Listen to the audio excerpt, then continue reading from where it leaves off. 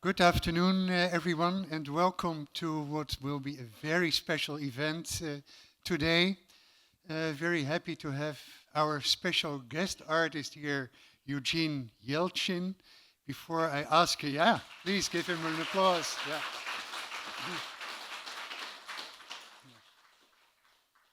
So my name is Hugh Siegel. I'm the chief curator of the museum here. And it's a museum about the Cold War. And if you think about the socialist countries in the Cold War, the first thing that comes to mind is something like oppression, censorship, dictatorship. And that is all on point, but it is not the whole story. There's also a story of resistance, of disobedience, of agency, of creativity, people giving meaning to their own lives against the odds sometimes.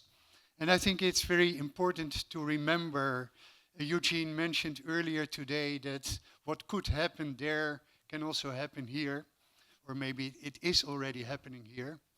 And I hope that the museum, by focusing on that other part of history, can contribute to be a beacon in turbulent times. One of the special collections we have at the museum is the Soviet Jewish Underground collection. We might have one of the most extensive of these collections worldwide. Last January, we organized an international conference, Voices of Defiance, where we discussed these materials, the history of Soviet Jewry and the refuseniks, the people who applied for an exit visa but were refused to leave the country. And it is clear that today's book presentation very much aligns with that history and that collection. I'm going to start with reading an official introduction, a formal introduction, and then we'll add a few personal notes. So Eugene Yelchin is a National Book Award finalist for The Assassination of Brangwain Spurge, co-authored with M.T. Anderson, and the recipient of the Newbery Honor for Breaking Stalin's Nose. He received the Sidney Taylor Award for The Genius Under the Table, the Golden Kite Award for The Haunting of Falcon House, the Crystal Kite Award for illustrating Wonton, the National Jewish Book Award for illustrating The Rooster Prince of Breslov, and the Tommy de Paola Award from the Society of Children's Books Writers and Illustrators. His books were named Best Books of the Year by, among others, the New York Times, People Magazine, Wall Street Journal, Washington Post, USA Today, Amazon, NPR, and Publishers Weekly. And they were translated into 14 languages. Now, on a personal note, Eugene has been a close friend of the museum for many, many years. His book, Breaking Stalin's Nose, was actually presented at the Wendy Museum in 2011 at our former location. Some of you might have been there. It was in the back of a business park in Culver City.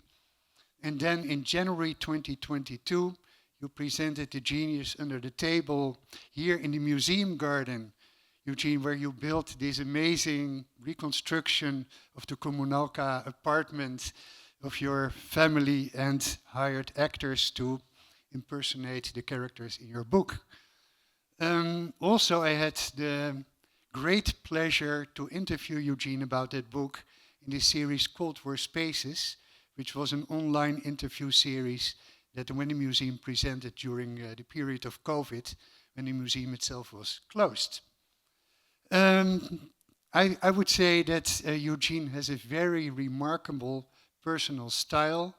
He has this ability to address very complex and sometimes dark episodes of history in a slightly ironic, humorous tone, which both in word and in image, which is very unique for him. And I can assure you, once you start reading one of his books, you can't put it away until you finish the very last page.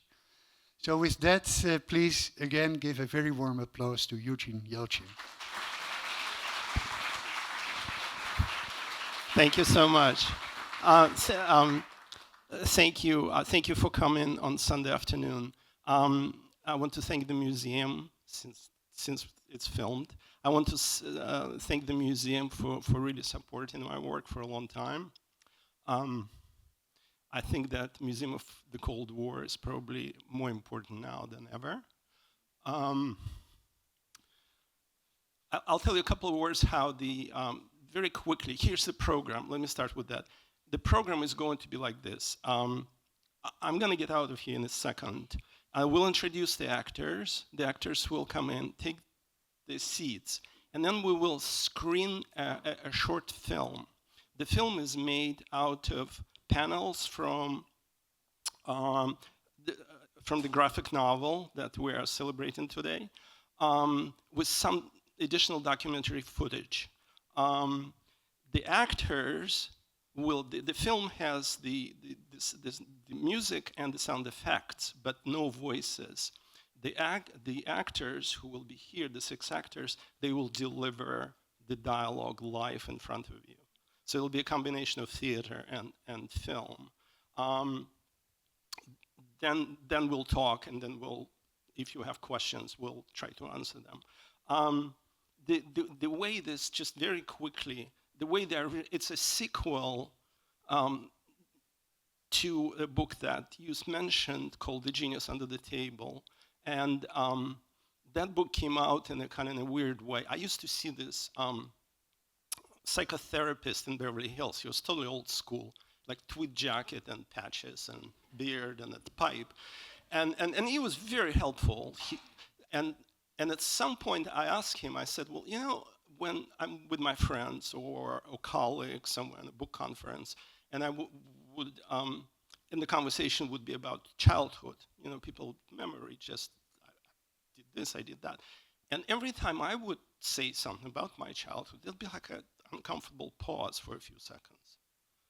So I kind of asked him, I said, well, what do you think that's all about? And he kind of looked at me, took the pipe out, and he said, Eugene, if you think your childhood was normal, it wasn't. And so I told my agent that, and she said, why don't you write a book about this?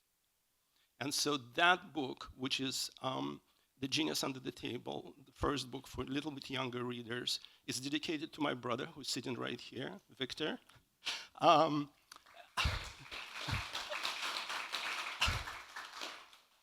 And the second book is for older readers and for adults, really. It's called I Wish I Didn't Have to Tell You This. Is a graphic novel, and it came out. I don't read memoirs, and I never wanted to do a graphic novel. But the agent at Candlewick Press, when she received my first manuscript, at the very end of that manuscript, there was a little chapter describing how I got out of the Soviet Union. And she said, no, I want a whole new book about it. So I got 2-book contract, which is cool, right? But I didn't realize what it would take in terms of labor and in terms of kind of emotional involvement in this work. So that book that we're presenting today took 4 years to make. It was an extraordinary amount of work, and psychologically and emotionally it was difficult because it was sort of a difficult subject and a difficult time in my life. It's about how I got out the last 3 years, which were probably the most kind of extreme years of my life there. But as you mentioned, it's not scary, it's not spooky, it's fairly funny, and you will see it now. So, is it clear? Then now, I just don't want to hold your attention too much. Let's watch a movie. So I want to introduce our cast. I gotta put my glasses on. Okay, so we have 6 people who'll be doing the voices. The first one is Lauren Campidelli. She's a member of Ensemble Studio Theater in Los Angeles. She appeared in numerous stage productions in Chicago before coming to Los Angeles to act and direct. And since then, Lauren had accumulated an impressive list of film and stage credits. And today, Lauren will be playing Evgeny's mother. Lauren?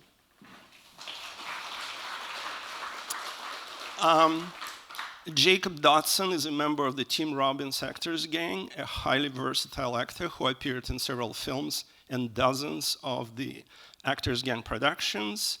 Jacob will be playing 2 parts today, Pierre Bezukhov from Tolstoy's War and Peace, and the underground St. Petersburg artist.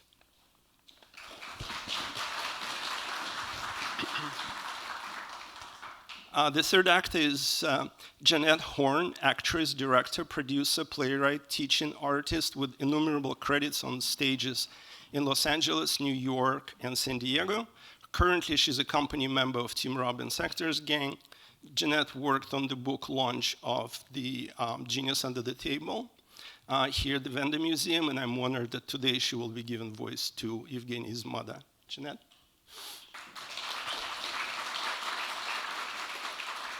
Our fourth actor is Isabel Marcus, a young Los Angeles actress, UCLA graduate, well known for her recurring roles in the television shows This Is Us and Fresh Off the Boat. And you can see her next month on stage in Bellwether at Stuart Rogers Studios. Isabel will be playing Libby.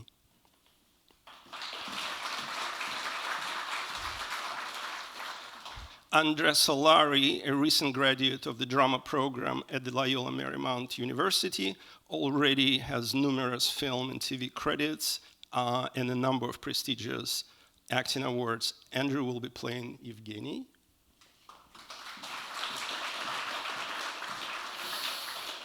And last but not least is Ezra Yelchin. See the similarities in the name? Is a graduate of the Tim Robbins Actors Gang Youth Program, a cast member of its Shakespeare in the Park series, and presently a freshman at UC Berkeley Drama Department. Ezra will be playing Mark and a second underground painter.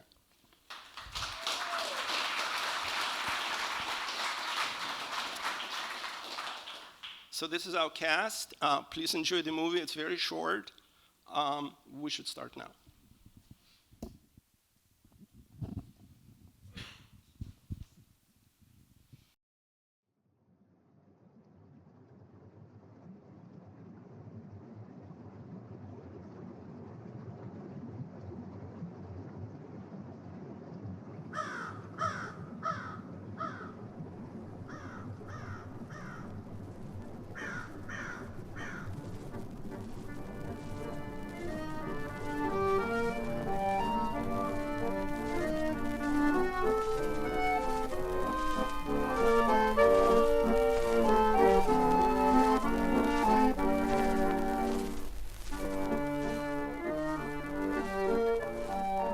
Before my father died, he collected many books.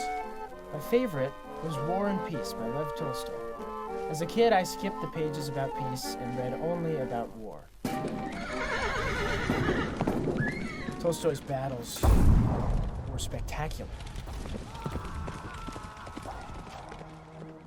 In my teens, with girls on my mind, I read the book cover to cover. Tolstoy's love scenes were spectacular too. The hero was a mixed-up fellow, Pierre, who fell in love with a smart and beautiful young woman named Natasha. Pierre discovered that when you're in love, you see the world through the eyes of your beloved. How wonderful to see the world how Natasha sees it. But what about my way of seeing it? Lost. Lost forever. Pierre was an aristocrat, he was rich, and he was allowed to travel abroad. He had a lot to lose. Seeing through the eyes of a young woman like Natasha would not have been a problem for me. I had nothing to lose. The country I lived in permitted only one way to see the world: the communist way.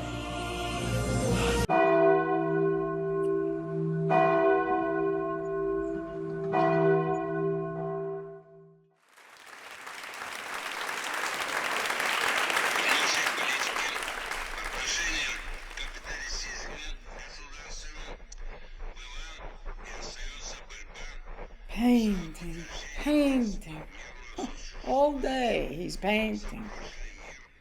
Tell me, sweetheart, the painting you're painting, will it be in a museum, maybe? Not in a museum, Grandma. The exhibition will be in someone's apartment. Exhibitions like this, they allow? Not really. It's sort of an illegal exhibition, but no one will know. The KGB will know. The KGB doesn't care about paintings, Mom. About illegal paintings, they do. Won't they send you to Siberia, sweetheart? Why Siberia? I know why. They like their prisoners cold. Everyone I knew feared the KGB, our secret police. In the not-so-distant past, they locked up millions of our citizens in Siberian prison camps. We had to pretend not to know about it. Except for my grandmother, of course. She was too old to pretend. Do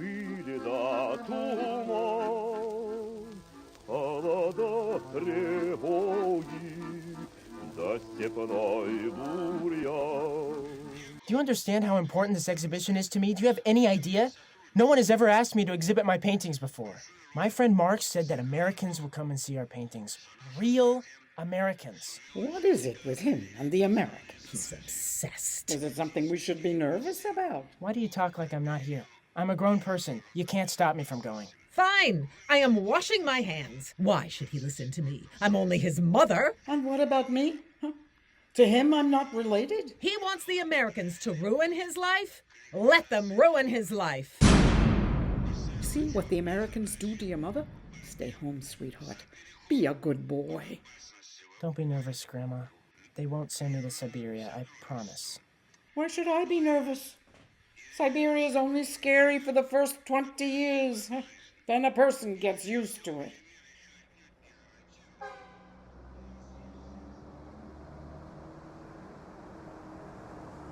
My mother was right, though. I was obsessed with Americans. They were exotic, mysterious, and cool. They spoke a language I could not understand, and they came from a place I was not allowed to visit. Americans wanted to destroy our motherland. That's what we were told. Plastered all over the city were cartoons of Uncle Sam skulking along our borders with a nuclear bomb hidden behind his back. Once I drew Uncle Sam in my sketchbook, and with his striped pants and long hair, he turned out looking like a rock star. All American tourists look like rock stars to me, rolling into our city in huge, shiny buses, cool in their blue jeans and fancy jackets, chewing peppermint gum and smoking menthol cigarettes. I was dying to meet some real Americans, but to approach them was forbidden. Everywhere they went, the KGB was watching.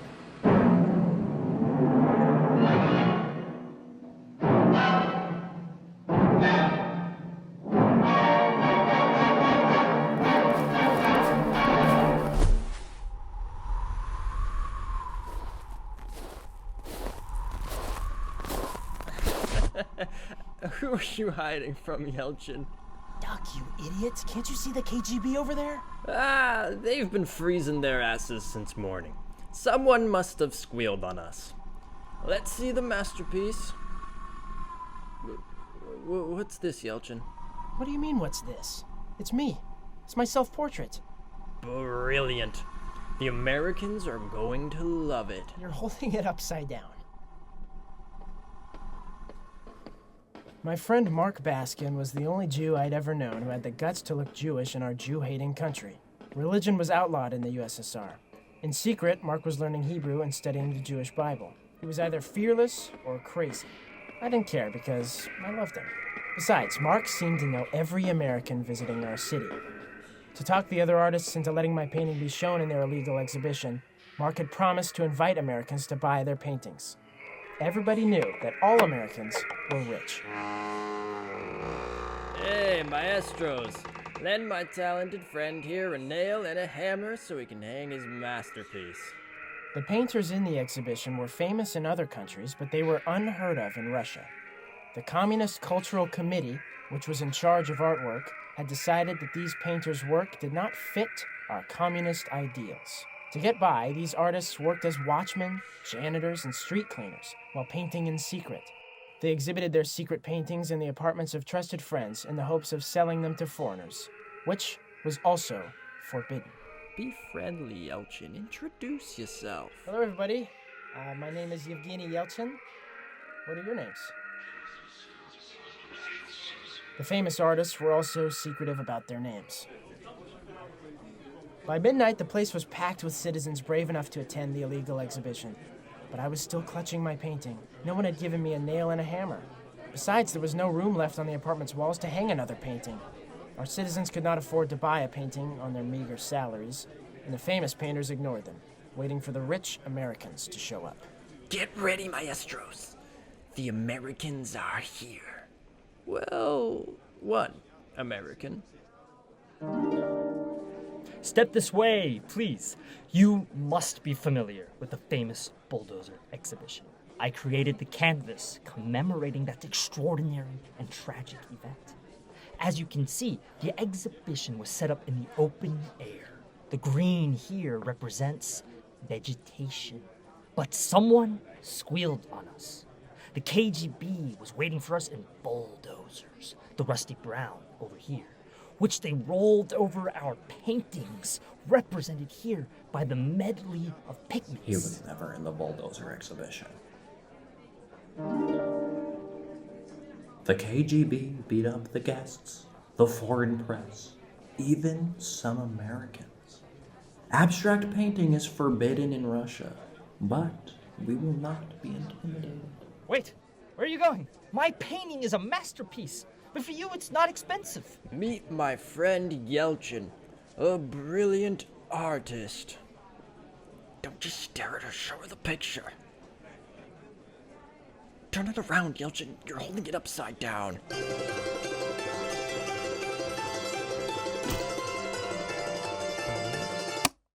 Who shut off the lights? KGB? Open up, police. Sneak her out of here, Yelchin, and see that she gets to the university dorms. I'm counting on you. Who gave permission for this crap? You call this art disgusting. Lucky for you, crap artists, you're on top floor. I would draw a bulldozer on you. The KGB were shouting and shoving everyone. But this time, it wasn't the KGB that made me nervous.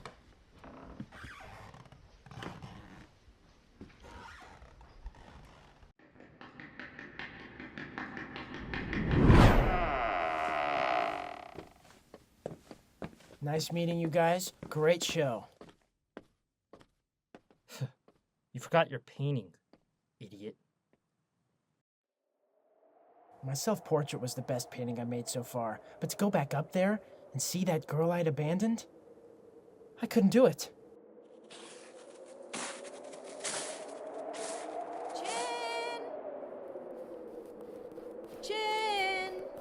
Chin! No remember picture, Chin? Oh, thanks, but you shouldn't have bothered. This is one of my weaker works. All the good ones are in important foreign collections. And it's Yelchin, not Chin. Evgeny Yelchin. Yelchin hard to say. My Russian bad. Oh, what do you mean bad? No, your Russian's it's excellent. Yes, I call you Chin. Fine. You like Chin? Then it's Chin. Yes. Taxi, please. Taxi? At this hour? No taxi, Leningrad? Why no taxis? No, plenty of taxis. Plenty! One will pass by any minute.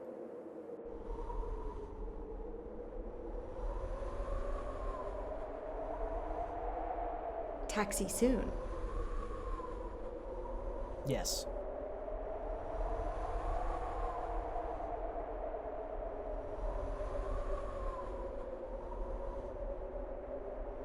Taxi when? Soon. What's your name, anyway? Why want my name? What do you mean, why? I don't know about America, but to make friends with someone in Russia, you tell them your name. Chin want American friend? I can't have an American friend.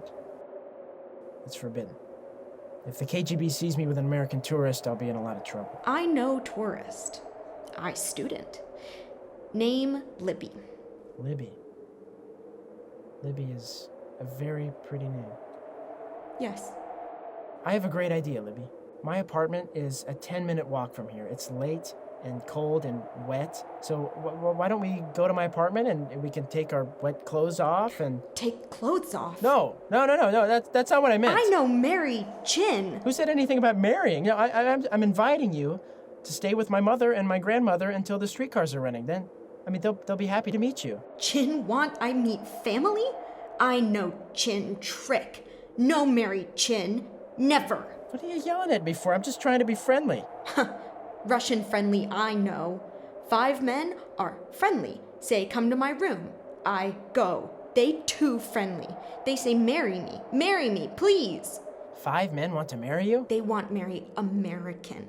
Me they no like. They want go America. Well, what if I don't want to go to America? I no believe you. Are you calling me a liar? Yes. You want me to be honest then, huh? The truth is there are no taxis. None. And I'll tell you something else. I never lie. Never. Taxi!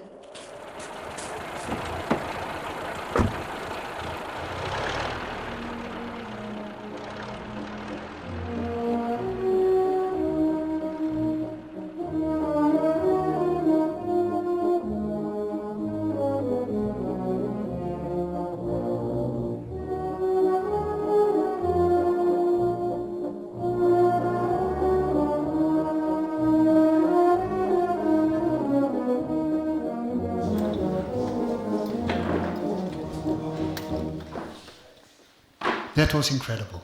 Thank you.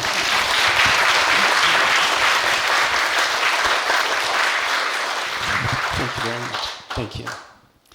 So we will start the conversation, and then after some time I will open it up to Q&A. And I would like to start with a question. So you first published Genius Under the Table. It's a kind of precursor to this one. There seems to be a certain gap in between those two novels, and I would love to hear what were the most significant aspects of your life between the time of The Genius Under the Table and this one. Well, nothing beats this event in my life because it's changed. It changed everything, obviously. The one before was I got accepted to the Academy of Fine Arts in of Theater Arts in St. Petersburg, and I was exposed to kind of people and kind of thinking that I kind of knew by rumors that it existed, but I've never actually met like dissidents face to face. And through some of the students, I was exposed to underground exhibitions, apartment exhibitions. A friend of mine, she's a poet now, she lives in Odessa. Her mom was a dissident poet who was never published. And they did like this kind of salon type thing. So I heard things that made me absolutely terrified because you could just end up in prison for it. There was a very small school. It has like 5 different departments, and it was located in the building that before the revolution was called the Tenishev School. And the whole movement, literally the whole movement of my living there up until to the departure was discovering Russian and Soviet history, which was hidden away from us. And so while I was studying in that school, before the revolution, Osip Mandelstam was a student, and Vladimir Nabokov was a student. And we were on the stage from which Mayakovsky was reading poetry. Nobody told us.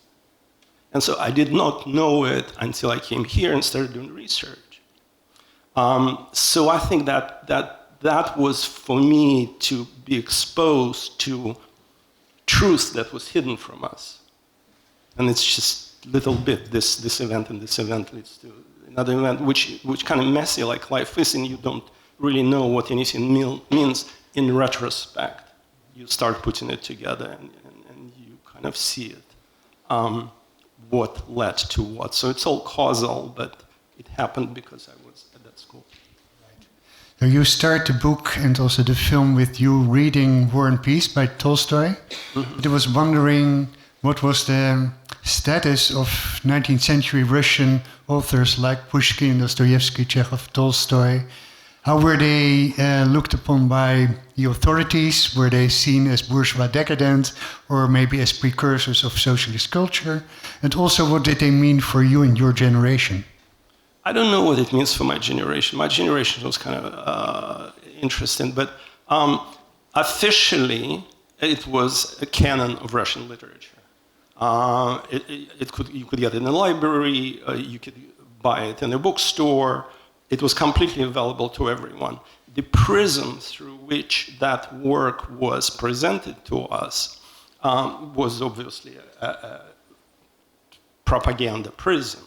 So most of the work had forewords where they kind of justified, because any work any literary work, really, any work of art that you make, you have to push against something, right? You have to kind of work against. Something needs to be an impetus for your imagination and for dramatization. And so for the Russian 19th century authors, it was called Tsarist regime was something that they rebelled against. But the censorship under the Tsar was no less severe than under the Soviets. So they kind of had to write in such a way that as a reader, you're aware of it, you understand, because as a writer, you walk into the material with a judgment already. You don't preach, you don't put this is a message, but it comes across. So I think that feeling of similarity between what those writers were opposing and what our writers were trying through very severe censorship oppose was very similar. So we just changed names, like from the Soviet Union to present Russia. You change names, but the sort of the oppression remains. And so although it was a canon and it was widely celebrated, it was not read, because they made you read it in school very early. So the only people everybody sort of studied it at school, right? But people who were reading it, really truly reading it, trying to understand, what William Faulkner said, the only thing worth writing about is a human heart in conflict with itself, which is what the literature really is. And the only people who could really get that deep were tiny portion of the population, what we call intelligentsia. Just nothing compared to the whole country. We're talking about maybe a few thousand people. What do you think? Like a couple of thousand people in Leningrad, right? If that. No, it was a very small group. And so when we hear like, in the Soviet Union there was dissidents and they were refuseniks and they were this, we're talking about tiny portion of the population. Let's talk a little bit about the apartment exhibitions, kwartierniki. They were illegal, they were unofficial. Who organized them, and how did artists know about them, where they could possibly exhibit their countercultural works? Everything by word of mouth, obviously. It's, before the internet, few people had phones. We just everyone knew one another in a particular circle. And so, it's mostly was older generation. I was too young, really, for it. Everybody wanted to exhibit there, but it was also, like everything else, it was very dangerous. Like, there was this Leningrad artist who was born under Stalin. He was that generation. Evgeny Ruhin, I don't know if you have any of his work here, but he had a studio in an old part of St. Petersburg, Leningrad then, and he had friends over, and they went to sleep, and then a fire started unexpectedly in the studio. And when they tried to get out, the doors were locked. So he was killed. So you were kind of taking chances doing it, but that's apart from all of this, and I can only say it from the position of hindsight, in retrospect. What was fascinating about this wave of avant-garde is that the Russian art that at the beginning of the 20th century, at the turn of the 20th century, invented things like abstract art, for example, concrete poetry. It was really highly sophisticated avant-garde scene in St. Petersburg, a little bit in Moscow, mostly in St. Petersburg. I don't know, Malevich, Kandinsky, those names are. So it was on par with the best in the world, if not better. They invented a lot of stuff. Then when the revolution happened, 1917, 18, 19, because they were avant-garde, they joined it, right? And so they started working for the Communist Party. No deeds go good deeds go unpunished, right? The moment Stalin took over, by the late 1920s, it was practically gone. So when we were growing up, and people before, generation before us and generation after us had no idea. It was not, you could not see it in the museums. We didn't know the names. We didn't know any of it. So when the second wave of this apartment exhibitions came up, it's my personal opinion, the quality was really poor. Yes, they were not painting in subject matter of the socialist realism, the only paintings allowed and the only art allowed, but they were painting in this style because they didn't know anything else. So I think the tragedy of the Russian art in general is that gap that occurred between 50 years, practically. You also referenced the so-called bulldozer exhibition, which took place in 1974 in a park in Moscow. Initially, the Moscow City Council had given permission unofficial artists to put up an open-air exhibition, but there were bulldozers in waiting, and once the artwork was put up, bulldozers came in action and destroyed all the artwork. It is mentioned by one of these actors and in your book. What did you know firsthand about the bulldozer exhibition? And for you as a non-official artist, what did it mean that it happened? I don't think it was a big surprise. Again, it was not in the Soviet press, so you couldn't read or hear about it. It was from friends or from people who knew about it. I think it was kind of normal, really. That's what my psychiatrist said, you know, you think it wasn't normal. But a lot of people wanted to be, I actually didn't exhibit with those artists who were at this show, like Kamarin Melamed and Kabakov and all those people. I didn't exhibit with them until beginning of 2000s, because I ended up in the same gallery, Sloan Gallery, that represented them. And my art has nothing to do with them. There's a difference between St. Petersburg art and Moscow art. Moscow is a lot more conceptual, and they knew a lot more because they were exposed to a lot more foreign influences. St. Petersburg is a little bit backwards and mostly relied on, do you know who Diaghilev was? Belarus. So there was a producer of this incredible theater that traveled all over the world, and it was sort of the avant-garde choreography. And so my teacher at the academy was their apprentice. He was an old man. He was apprentice of Diaghilev's World of Art, it was called, I don't know if you know. So there was a particular way of looking at the world, very nostalgic. Those artists were making set design, they were making graphics, they were making paintings, they were making architectural design. They were very versatile. And so it's interesting, like if you think of Carl Jung, for example, right? He said, no, we are not of today, we are not of tomorrow, we're of immense time. So it's weird, but everything I do is what they did 100 years before me. So somehow we continued that tradition unknowingly, not knowingly, and I still do all kinds of different things. Yeah.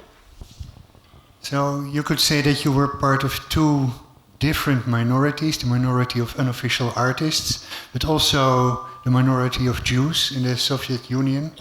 And we heard your family, your mother and grandmother, warning how your actions would lead to the Gulag, possibly in Siberia, of course enhanced by the fact that there was this culture of severe discrimination of the Jewish population.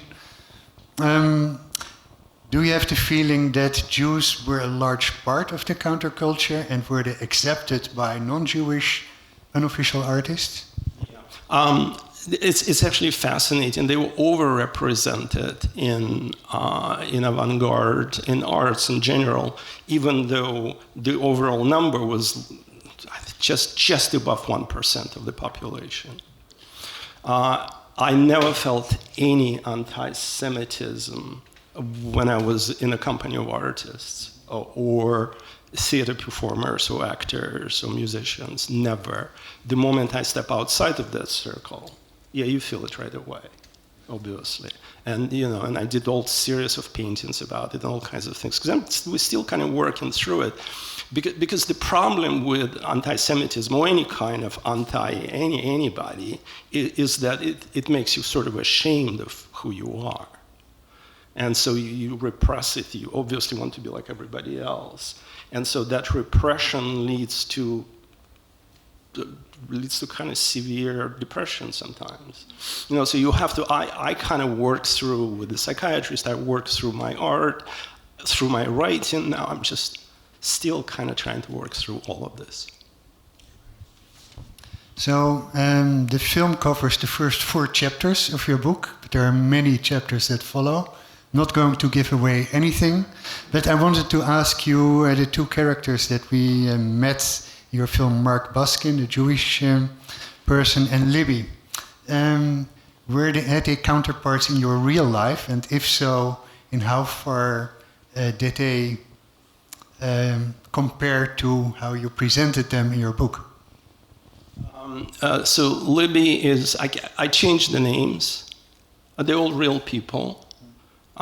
Libby lives in Seattle. She's a good friend of mine. I'm not going to tell you about Mark. My brother knows Mark just as well as I do, right? And to me, he was an extraordinary person, and he was a fearless person. And I think that's true, what I'm saying. I don't want to say anything. I want you to read the book. But everything that you see and you hear, and you will read in the book, everything is true. The only thing in with memoir it's not an autobiography. So what I do is I dramatize. So from my perspective now, I can look back and understand how events actually, what meaning they had. I didn't, of course, understand the meaning of anything then. It was just you kind of live through everyday life and things happen. So from this distance that I have now, I can then take the real events and made it causal, so it becomes a literary work, right? But other than that, they're all real people. Thank you. There is one aspect that comes later in your book that I do want to ask you about, if you don't mind. It's actually related to a painting in our collection that I pulled out. So if you are going back to the museum and look through the glass doors of our fine arts room, you see a painting from 1982 by Soviet artist Stanislav Molodych, which is the inside of an asylum.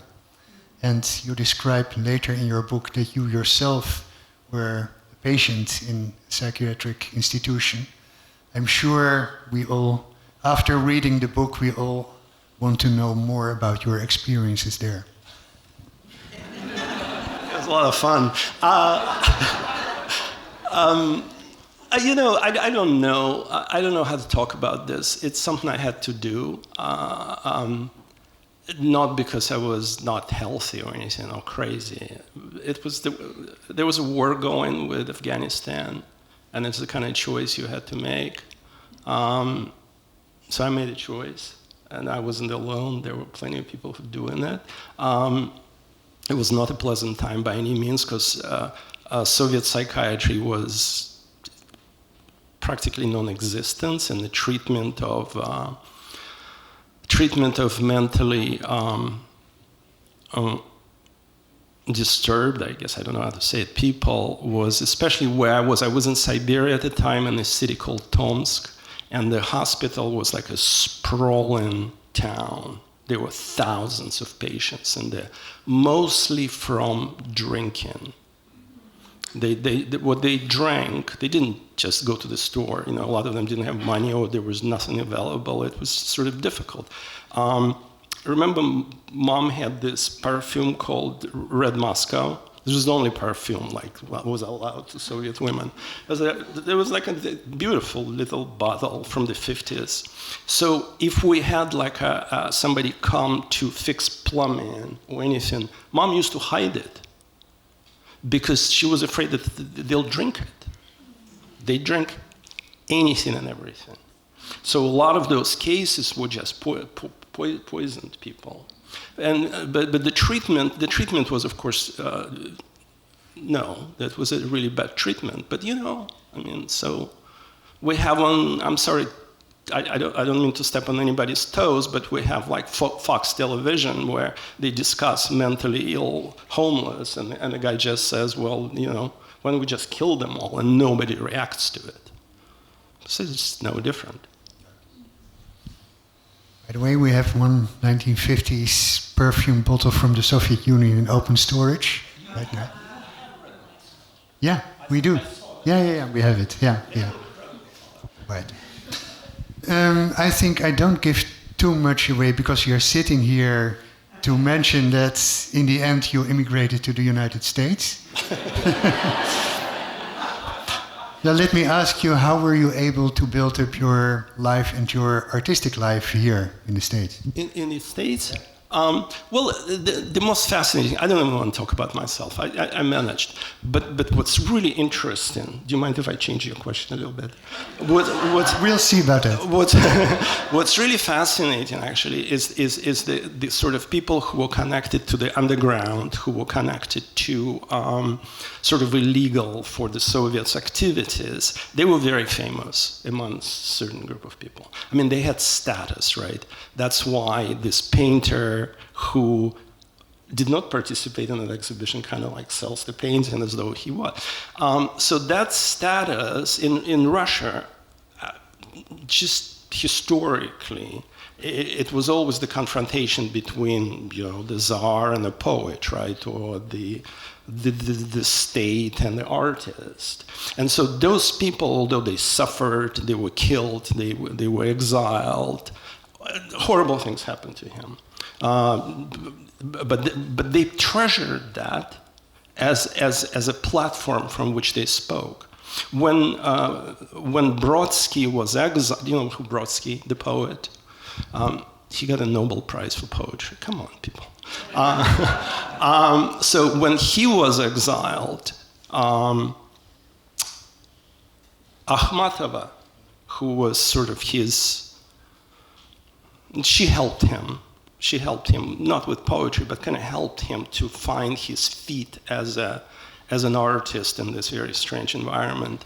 And when he was exiled, she said, well, now he has a biography.